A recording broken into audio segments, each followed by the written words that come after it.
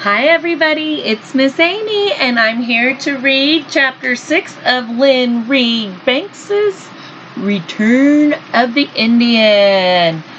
So remember, boys and girls, Miss Amy doesn't own the rights to this book. She just owns the book and she's glad she gets to read it with you. So yesterday when we left, Omri did it. He put Little Bear, the horse, well, they were already in there, I think. Anyways, the little bear, bright stars, and the pony or the horse, they were brought back to life. He turned that key and in the cupboard and they were brought back to life. But little bear was not doing good. And so Omri's trying to help and he tried to bring back Tommy the soldier, but he couldn't. Tommy the soldier didn't survive the war. So now we've got a sick little bear and Omri and bright stars, and Omri doesn't know what he's going to do. So that's what brings us to chapter 6, where it says, going for help. Omri locked his bedroom door behind him and went downstairs. It was Friday night, luckily, or he'd have to had homework, which he wouldn't have been able to do. His parents and Gillen were watching television. Adil had gone out with friends. "Mum, do you remember Patrick?" He spoke very casually. "Of course I remember Patrick. He moved to the country. I know. I saw him last week." "Where?" "Outside school. He said his mother had come back for a visit." "To her sister, I expect." His mother turned back to the set, the TV said. "Her sister? I didn't know Patrick had an aunt." "Don't be silly. Of course you did. She lived 3 doors down from the old house." Omri frowned, remembering. With those 2 revolting little girls. Tamsin and Emma? Bonkins or something. Donkins. They're Patrick's cousins. "You think Patrick might be there?" "You can soon find out. I've still got her phone number in my book. It's on the hall table." 3 minutes later, Omri had Patrick's voice in his ear. "Patrick, it's me, Omri. I've got to see you." "When?" "Tonight." "Tonight? It's very important." "Can't it wait?" Omri sensed the reluctance in Patrick's voice. He understood it. "No, I'm watching a horror film." "The horror film doesn't start till 11:30, Omri retorted. "Ooh, I hope you boys and girls aren't watching horror films." Yuck. Okay, Miss Amy, moving on. There was a silence. "You're not going to start up with all that rubbish about 'I'm coming,'" said Omri shortly and rang off. He slipped out the back door and was soon running down Hobble Road for the station.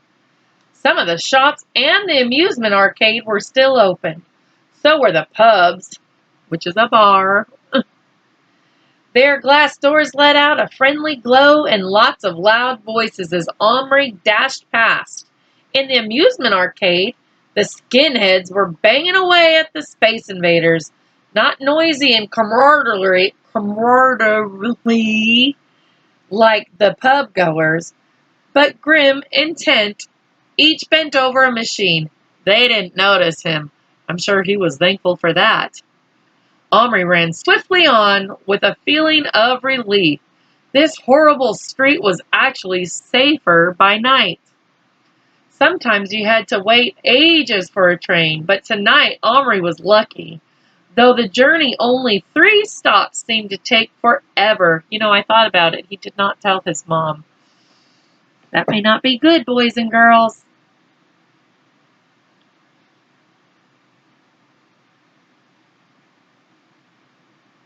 At the other end, he began to run again. But he wasn't scared this time.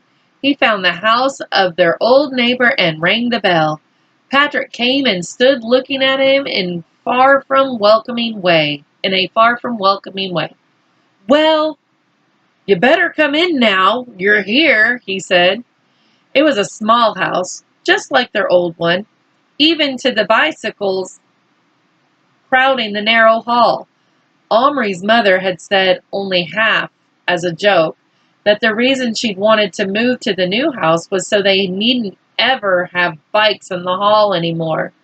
Patrick led the way upstairs without a word, into a small back bedroom with a pair of bunk beds, everything pink and frothy. My aunt makes me sleep in this poofy girl's room, he said. Glad I'm going home tomorrow. He sat down on the bottom bunk, leaving Omri standing. There was a brief silence. Patrick glanced up at Omri. His mouth was pinched. His eyes said, "Don't talk about it." He was silently begging Omri not to, but Omri was ruthless. "Why are you pretending it never happened?" he asked sharply. "What?" said Patrick. He had a sullen, stupid look like those skinheads. "You know what?" Patrick stared at the floor. He didn't move. "I brought them back," said Omri. Patrick stood up so suddenly he hit his head on the top bunk bed. His face had gone white. He swore under his breath.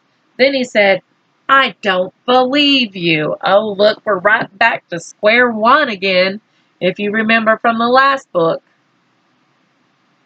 I'm telling you, I put them in the cupboard and the same thing happened. He didn't like to use the word magic, somehow. It's still working, just the same, only..." Patrick was looking at him now, frowning incredulous. Sometimes when Sammy starts just reading and reading, it's like these words are like tongue twisters. Incredulous, as if he'd woken from a dream to find the dream was still going. "The terrible thing is, Little Bear's been shot." After a pause, Patrick muttered something under his breath. Omri leaned forward. "What?" "It's not true. None of it's true. We just made it up," he half whispered. Omri took his hand out of his pocket and held something out to Patrick. "Look, and stop kidding yourself." Almost as if he was fighting fear, Patrick slowly looked. He blinked several times. Then he put out his hand and unwrapped the twist of paper. He stared for a long time at the tiny beaded moccasins. "They're real," breathed Patrick. He turned away to the window and stood looking out into the darkness. Omri let him adjust. When he turned around, he was the old Patrick again. Older, but basically unchanged. How did it happen? Omri had a mad impulse to hug him. Now at least he was not alone with it. Some French soldier shot him. I suppose he was French. You know, the Iroquois were fighting with the English, and the French were against them. We've got to find a way to get the bullets out, or the musket balls, or whatever they are." "Easy," said Patrick. "Get Tommy back." Omri swallowed. "He's dead." Patrick's mouth fell open. "Dead?" "He must have been killed in the war. He said last time when they were sending him back that he could hear a big shell coming over. I bet it was the one that got him." Patrick stared at him aghast. "You know, if we hadn't sent him back at that minute..." "I don't think that's how it works. His real big body, that must have still been there in the time lying asleep in the trench. The shell would have killed him anyway." Patrick pushed his hand through his hair. "And you say Little Bear's hurt?" "Yes, bright stars is with him. She thinks the spirits brought her to me to help save his life. I've got to do something, and I don't know what. Omri checked the shrill edge of desperation in his voice. Patrick, still thinking. What's happened to all your old plastic people? He asked at last. That we used to play with. I think they're up in our loft. Mum threw mine away. Threw them away? Asked Omri, unbelievingly. Without asking? I hadn't played with them for ages. Why anyway? Look, said Patrick. We've lost Tommy, but the magic still works. If we could find a modern doctor figure, he'd be even better. This disloyalty of their dead friends struck both of them at once, and Patrick flushed. I didn't mean... Tommy saved Boone's life, I know that, but we've got to be realistic. There've been a lot of advances, new drugs, new techniques. Haven't you got anyone in your collection who might... Omri thought about it, then shook his head. All mine were cowboys and knights and soldiers and stuff like that, he said. Patrick stood up. But there are modern ones. I've seen them. I've seen them very recently. His face changed. He almost yelled, Wait! And rushed from the room. A few minutes later, he was back. Look! In his hand was a large, flat cardboard box of brand new plastic figures. They weren't soldiers or Indians. They were ordinary people from now. One look told Omri that sort. Professional people.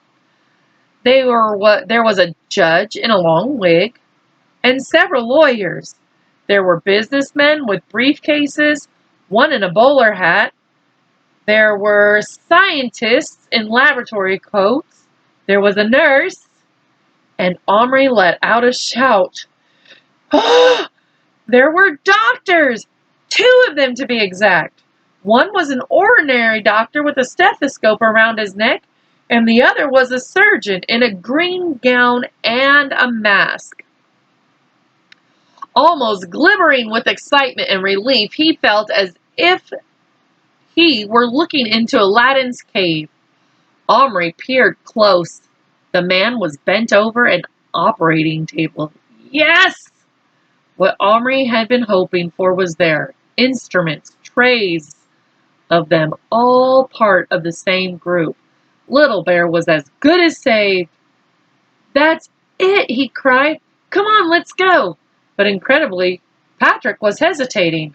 What's wrong? Asked Omri impatiently. They're not mine. Oh, so what? Whose are they? My cousin's. She got them yesterday for her birthday. We'll give them back. Tamsin goes mad if you touch her things. She's sure to notice it's gone. But Little Bear may be dying. Patrick gave a shrug. Okay, better wrap them up. They found an old Safeway's bag and dropped the whole box in. They were just going downstairs when a door opened and a girl, Omri remembered only too well, came out into the hall. Patrick stopped dead like a burglar, caught in the act. Oh, goodness, it's her. That's not what he said, but that's what Miss Amy said, he muttered. See you later. But he didn't turn tail. They just kept on going toward the front door. Tamsin barred their way. She was a big girl for her age. With a pronounced jaw and scowling brows. Where you off to, paddywhack? She asked tauntingly. She ignored Omri, although she recognized him. They'd never been precisely pally. I'm going out for a bit. Does your mom know? I was just going to tell her. I bet. I Excuse me. As he brushed past her, some possessive instinct must have warned her. She grabbed the bag. Patrick hadn't expected this and let go of it. In a flash, she'd opened it and peered. The face she raised was suddenly flushed with fury. Arrgh! "You're stealing my present," she said slowly and menacingly. "No, we're not. We're only borrowing it for the night." "For the night? Are you crazy? I wouldn't let you borrow it for 5 seconds." Something was boiling up in Omri's head. There went everything. They needed to save Little Bear. That wretched girl was clutching it to her as if they were trying to part her from the bag of gold. "We were going to ask you," he babbled untruthfully. "Please lend them to us." "No." Her face and voice were as of stone. He knew she would never give away. An impulse born out of desperation seized him. He reached out and tried to snatch that big bag from her. She held on and screeched. The bag tore. The box fell out and its lid came off.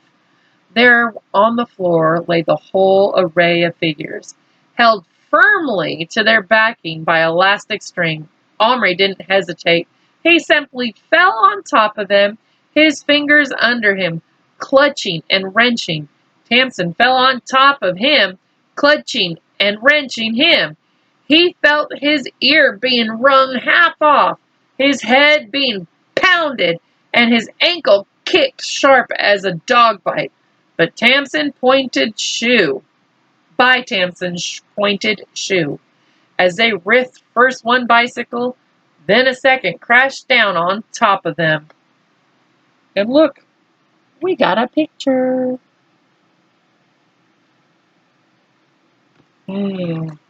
What will happen?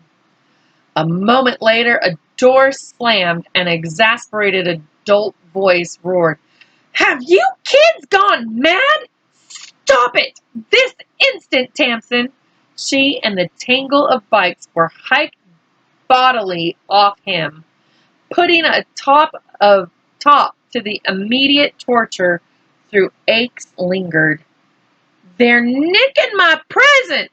They're nicking my models!" shrieked the dangling Tamsin, threshing all her limbs in the air like a monstrous spider.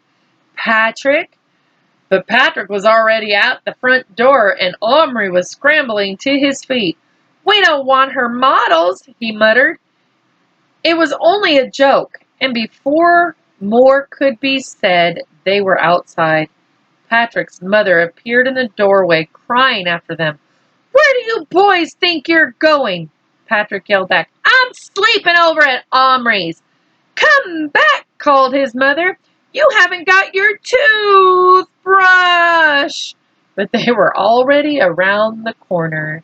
And that, boys and girls, ends chapter 6. So I'm not sure if they even got those doctors or not. I'm confused. I don't know if they got them or if they're still on the floor. But we're going to have to wait until tomorrow to find out. And I just wanted to share with you before I let you all go that I posted like a 2.5-minute video of my new science project. I got some caterpillars in the mail today that are going to eventually be butterflies, in case you just want to check that out and see what that's all about. But in the meantime, I'm so glad that you enjoyed chapter 6 with me of the return of the Indian, and I look forward to seeing what's going to happen tomorrow. I sure hope they got the Indian and the surgeon with them, but I'm not sure. But thanks for watching, and if you're watching this before bedtime, good night and sleep tight.